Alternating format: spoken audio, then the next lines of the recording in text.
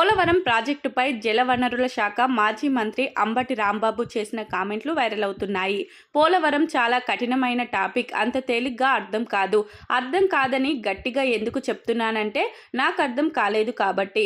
నేను ఎన్నోసార్లు పర్యటించిన తర్వాత పోలవరం ఇప్పుడు పూర్తయ్యేది కాదని చెప్పాను. ఇప్పుడు అదే మాట చంద్రబాబు చెప్తున్నారు అని రాంబాబు వ్యాఖ్యానించారు. Very very complicated. ఏది ఈ పోలవరం ప్రాజెక్ట్ అనేది వెరీ వెరీ కాంప్లికేటెడ్, అంత తేలిగ్గా అర్థం కాదు. ఏంటి అంత అర్థం కాదని గట్టిగా చెబుతున్నారంటే నాకు అర్థం కాలేదు కాబట్టి. నేను అనేక సార్లు విజిట్ చేసి స్టడీ చేసి అనేక మంది అడ్వైజర్తో మాట్లాడిన తర్వాత నేను నిర్ణయం తీసుకున్నా, ఇది ఇప్పుడు పూర్తయ్యేది కాదు అని చెప్పిన మొదటి వ్యక్తిని నేను. ఇవాళ చంద్రబాబు నాయుడు గారికి అదే చెప్తున్నాడు కదా, కొత్త విషయం చెప్తున్నాడు చెప్పండి, నాకు అర్థం కాలేదు.